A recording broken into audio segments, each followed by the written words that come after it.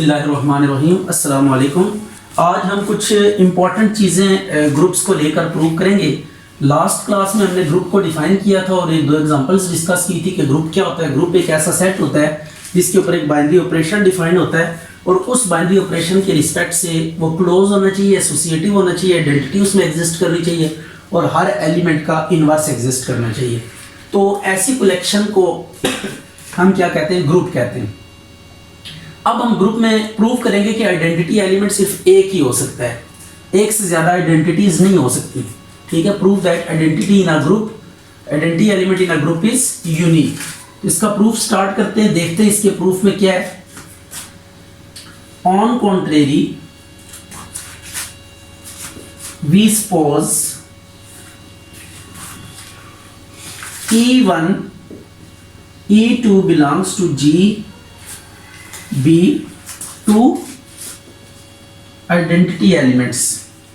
ये आपके पास क्या है? दो आइडेंटिटी एलिमेंट्स हैं, E1 and E2।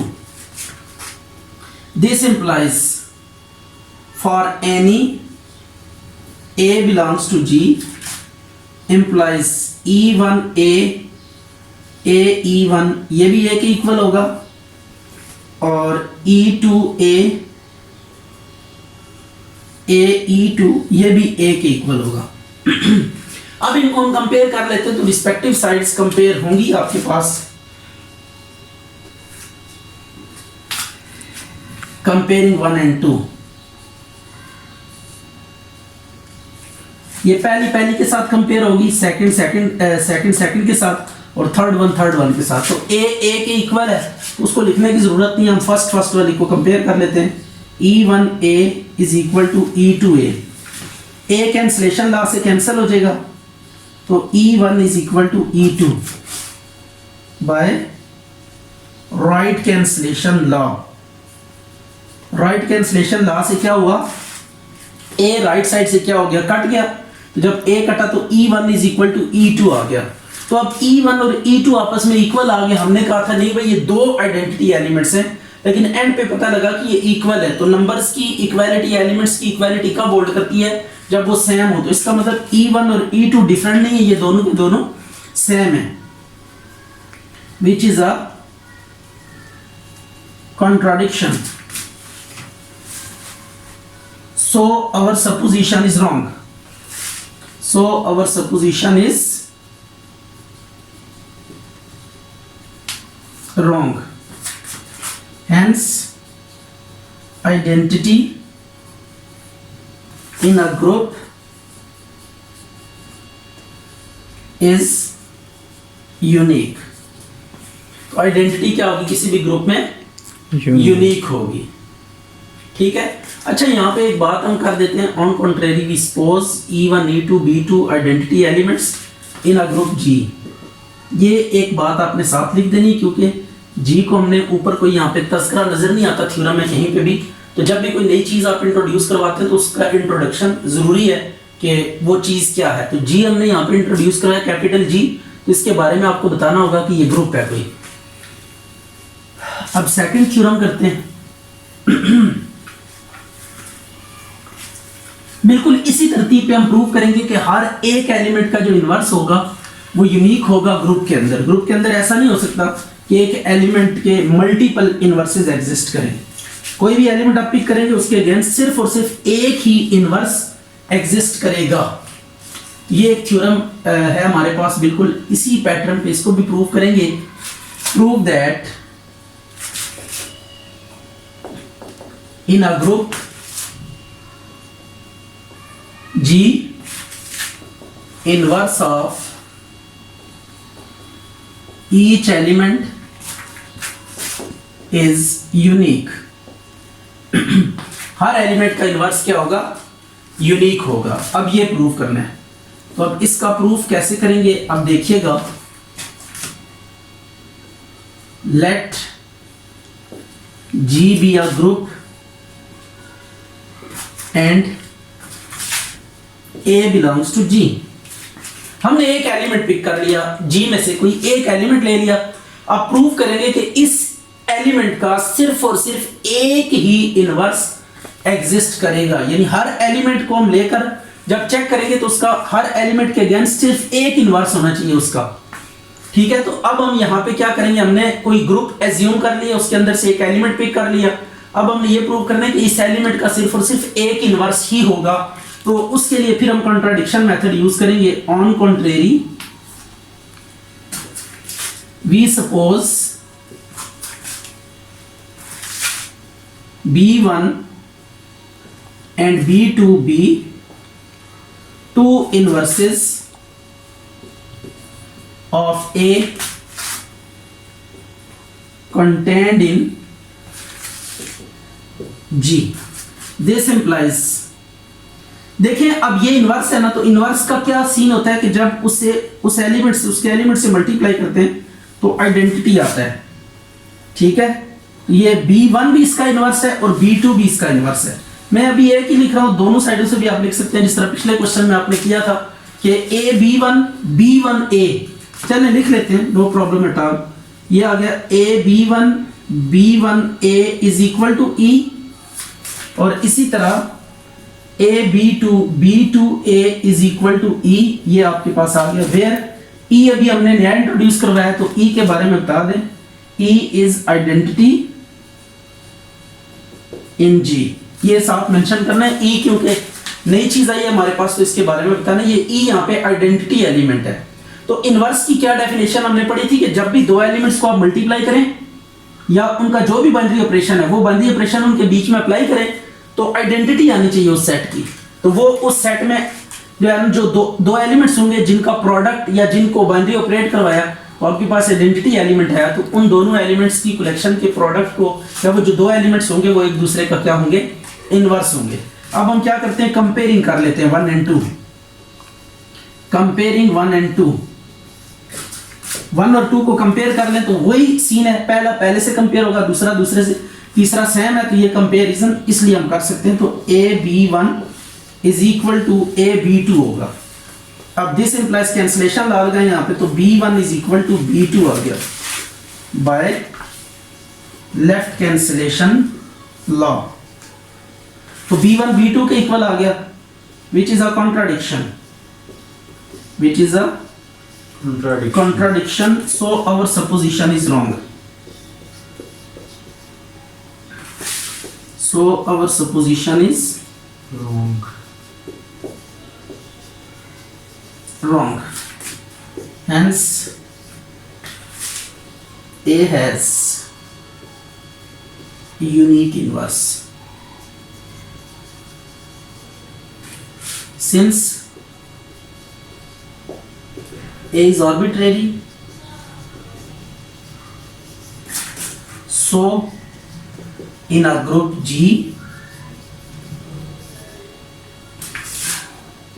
each element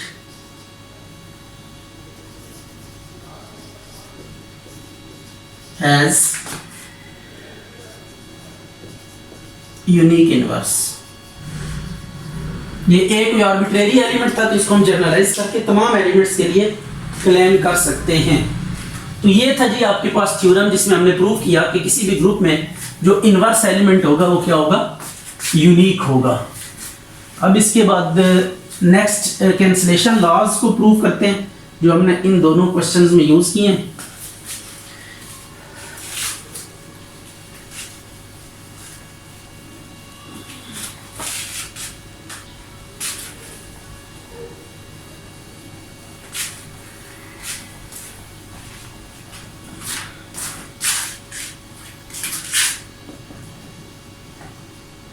theorem है, prove that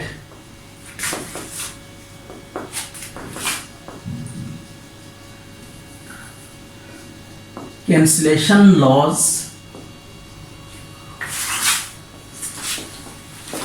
in a group hold, किसी भी ग्रुप में कैंसिलेशन लॉ होल्ड करते हैं, ये प्रूव करना है।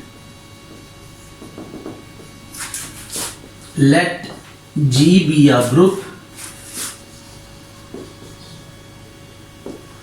and A, B, C belongs to G, ये तीन एलिमेंट्स जी से बिलोंग करते हैं। टू प्रूव, हमने प्रूव क्या करना है, ए B A C implies A cut जाएगा तो B is equal to C आ जाएगा, और दूसरा है B A C A implies B is equal to C. ये है लेफ्ट कैंसलेशन लॉ, और सेकंड है राइट कैंसलेशन लॉ। ये प्रूव करना है हमने कि जो कैंसलेशन लॉ है ये ग्रुप में होल्ड करते हैं। ठीक है, तो पहले फर्स्ट वाला प्रूव कर लेते हैं। Since A B is equal to A C. अब एक चीज नोट करिएगा जरा, as G is group and A belongs to G. G कोई आपके पास ग्रुप है और ए एक एलिमेंट है ग्रुप का, तो ग्रुप की प्रॉपर्टीज हैं चार, कि वो क्लियर प्रॉपर्टी होल्ड करती है, एसोसिएटिव प्रॉपर्टी होल्ड करती है, आइडेंटिटी एग्जिस्ट करता है, और हर एलिमेंट का इनवर्स एग्जिस्ट करता है। अब जी चूंकि हमारे पास ग्रुप है और ए बिलोंग कर रहा है जी से, तो ए जी से बिलोंग करने की वजह से दिस इंप्लाइज ए इनवर्स भी क्या करेगा, बिलोंग करेगा किससे, जी से। ए इनवर्स क्या कर जाएगा, जी से बिलोंग कर जाएगा। ठीक है, तो ये प्रॉपर्टी है ग्रुप की, inverses exist in a group जी। किसी ग्रुप जी में क्या करते हैं, इनवर्सेस एग्जिस्ट करते हैं। अब आपने करना यह है कि ए इनवर्स से ना दोनों तरफ मल्टीप्लाई कर देना है। मल्टीप्लाई यहां पे आपने ध्यान में रखना है, ये ए इंटू बी, मल्टीप्लीकेशन, इसका मतलब नहीं कि ए और बी आपस में मल्टीप्लाई हो रहा है। ए इंटू बी का मतलब है whatever is the binary operation, addition भी हो सकता है, मल्टीप्लीकेशन भी हो सकता है, कोई और भी बाइनरी ऑपरेशन यहां पे हो सकता है। तो ए इनवर्स से दोनों तरफ मल्टीप्लाई कर दिया इसको। अब आपको एक बात पता है कि ग्रुप में ना एसोसिएटिव प्रॉपर्टी भी होल्ड करती है, तो अब हम एसोसिएटिव प्रॉपर्टी लगा देते हैं यहां पे। ये एसोसिएटिव प्रॉपर्टी हमने लगा दी, ग्रुप में एसोसिएटिव प्रॉपर्टी होल्ड करती है, तो एसोसिएटिव प्रॉपर्टी यहां पे हमने अप्लाई कर दी। अब आपको पता है किसी भी एलिमेंट को उसके इनवर्स से मल्टीप्लाई करते हैं तो आइडेंटिटी एलिमेंट आता है। E belongs to G is identity, ये ई आइडेंटिटी है यहाँ पे, तो आइडेंटिटी को किसी भी एलिमेंट से मल्टीप्लाई करें तो वापस वही एलिमेंट आता है। तो ये प्रूव आ गया, ये कैंसलेशन लॉ हमने लेफ्ट कैंसलेशन लॉ को प्रूव कर दिया है। अब इसी तरीके से हम राइट कैंसलेशन लॉ को भी प्रूव करेंगे, उसमें कोई लंबा चौड़ा काम करने की जरूरत नहीं है। इसी से हम देखते हैं सेकंड प्रूफ के कैसे प्रूव कर सकते हैं हम कि किसी ग्रुप में जो राइट कैंसलेशन लॉ है वो भी क्या करता है, होल्ड करता है। तो अब हम सेकंड कैंसलेशन लॉ को प्रूव करेंगे which is right cancellation law. तो ये है हमारे पास B A is equal to C A. अब वही बात है कि ए यहाँ पे कॉमन है दोनों साइडों पे, तो ए है तो ए जी से बिलोंग कर रहा है तो इसका इनवर्स एग्जिस्ट करेगा। तो 1 से हम ए इनवर्स को राइट साइड पे मल्टीप्लाई कर देंगे, see a into a inverse. अब associative property a into a inverse, associative law hold in g. Associative law hold कर देगा, ए को ए इनवर्स से मल्टीप्लाई करें तो आइडेंटिटी आता है, इसी तरह ये भी आइडेंटिटी आ गया। This implies B is equal to C, तो हेंस प्रूव्ड। यहां पे ए राइट साइड से क्या हो गया, कैंसिल हो गया। तो ये था जी आपके पास राइट कैंसलेशन लॉ, लेफ्ट और राइट कैंसलेशन लॉज हमने प्रूव किए। अब इसके बाद हम एक लीनियर इक्वेशन लेंगे और प्रूव करेंगे कि उसका सॉल्यूशन एग्जिस्ट करता है और वो यूनिक सॉल्यूशन होगा। तो सबसे पहले उसका सॉल्यूशन डिटरमिन करेंगे और देन हम क्या करेंगे, उस इक्वेशन को लेकर प्रूव करेंगे कि उसका यूनिक सॉल्यूशन होगा, एक से ज्यादा सॉल्यूशंस एग्जिस्ट नहीं कर सकते फॉर। अच्छा जी, तो ये थ्योरम है हमारे पास।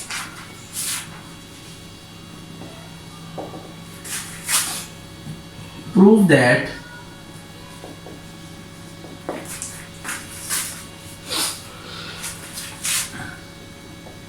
ax is equal to b,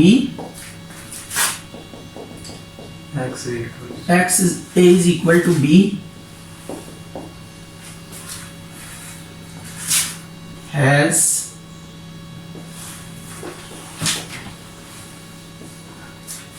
unique solution. ये आ गया, ठीक है। वेयर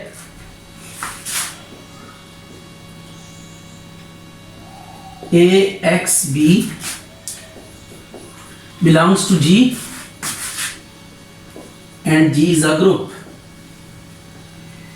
ये ग्रुप को लेकर हमने प्रूव करना है कि अगर ये इक्वेशन हमने बनाई है किसी ग्रुप को लेकर, ग्रुप के एलिमेंट्स को लेकर हमने ये इक्वेशंस डेवलप की हैं, तो कहता है कि इनका सॉल्यूशन एग्जिस्ट करेगा और वो यूनिक सॉल्यूशन होगा।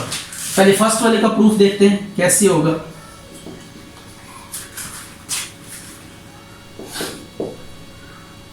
ax equals to b, ये लिखा हमने ax is equal to b लिख दिया। अब देखें as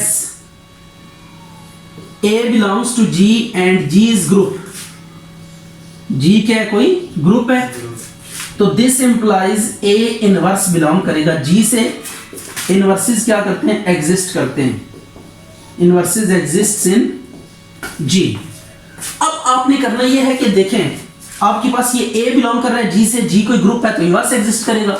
अब इसका ना इनवर्स दोनों तरफ मल्टीप्लाई कर देते हैं, वन इंप्लाइज a इनवर्स को इसके साथ भी मल्टीप्लाई कर दें और इधर भी मल्टीप्लाई कर दें। अब एसोसिएटिव प्रॉपर्टी लगाएं, जब भी किसी एलिमेंट को उसके इनवर्स से मल्टीप्लाई करते हैं तो कौन आता है, आइडेंटिटी आ जाएगी। तो a इनवर्स b, ये आ जाएगा x is equal to a inverse b, ठीक है। तो यहां पे आप लिखें by associative law,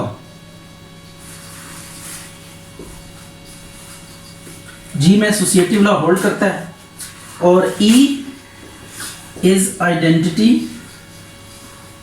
in g, e g में क्या है, आइडेंटिटी है। तो x is equal to a inverse b, this implies a inverse b is the solution of 1। a inverse b हमारे पास क्या आ गया, सॉल्यूशन आ गया। अब हमने प्रूव करना है कि ये सॉल्यूशन यूनिक है, ठीक है। Now to prove solution of 1 is unique. तो अब सॉल्यूशन को यूनिक प्रूव करने के लिए क्या करेंगे हम लोग, इसको देख लेते हैं। लेट, बल्कि वही ऑन कॉन्ट्रेरी हम प्रूव करेंगे। On contrary we suppose x1 and x2 be two solutions of 1। ये दो सॉल्यूशंस है इसके 1 के, तो इसका मतलब हम क्या लिख सकते हैं, ax1 is equal to b and ax2 is equal to b। अब इनको कंपेयर करें, राइट साइड में दोनों के b भी आ रहा है, तो अब अगर एक साइड कॉमन हो तो हम दूसरी साइड को भी क्या रख सकते हैं, इक्वल रख सकते हैं। तो इसका मतलब ये कि इसको मजीद हम a कैंसलेशन लॉ से कैंसिल हो जाएगा, x1 is equal to x2 हो जाएगा। तो अब क्या लिखेंगे, विच is a contradiction, which is a contradiction, so our supposition is wrong, our supposition is wrong। Hence आगे लिख ले कि इक्वेशन 1 has unique solution। बिल्कुल इसी पैटर्न पे आप क्या कर सकते हैं, ये दूसरी इक्वेशन को लेकर इसका भी प्रूव कर सकते हैं कि सॉल्यूशन एग्जिस्ट करेगा और वो यूनिक होगा। तो ये अब आपने ट्राई करना है, इसी बेस चीज को बेस बनाकर हम एक नेक्स्ट थ्योरम प्रूव करते हैं।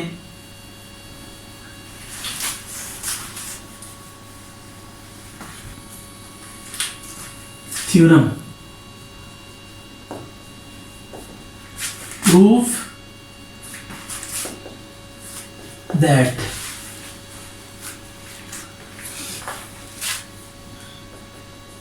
if G be a group and A B belongs to G, to prove A B का inverse is equal to B inverse A inverse. ये हमने प्रूव करना है। ए बी का जो इनवर्स होगा वो बी इनवर्स ए इनवर्स के इक्वल होगा। अब इसको प्रूव कैसे करेंगे, इसको देखते हैं जरा। As g be a group and a b belongs to g, this implies. अच्छा, जब भी कोई दो एलिमेंट ग्रुप से बिलोंग करेंगे ना, तो उनको जब बाइनरी ऑपरेट करवाएंगे तो जो रिजल्ट आएगा वो भी उसी ग्रुप का ही मेंबर होगा। ठीक है, क्लोजर, ये क्लोजर प्रॉपर्टी से हम कह रहे हैं ग्रुप में क्लोजर प्रॉपर्टी होल्ड करती है। क्लोजर प्रॉपर्टी होल्ड्स इन जी, ग्रुप में क्लोजर प्रॉपर्टी होल्ड करती है। अगर दो एलिमेंट बिलोंग कर रहे हैं तो उनका प्रोडक्ट भी बिलोंग करेगा। इससे हम ये भी कह सकते हैं ए बी का जो होल इनवर्स होगा वो भी क्या करेगा, बी जी से बिलोंग करेगा। ये भी ग्रुप की प्रॉपर्टी है। Inverses exist in ji, inverses क्या करते हैं, एग्जिस्ट करते हैं। इससे हम क्या लिख सकते हैं, ए बी को जब हम मल्टीप्लाई करेंगे ए बी इनवर्स के साथ तो ये आइडेंटिटी एलिमेंट आ जाएगा। राइट हो गया। जब कभी भी किसी एलिमेंट को उसके इनवर्स से मल्टीप्लाई करते हैं तो आपके पास क्या आता है, आइडेंटिटी एलिमेंट आता है। अब हम क्या करते हैं, ए इनवर्स से मल्टीप्लाई कर देते हैं दोनों तरफ।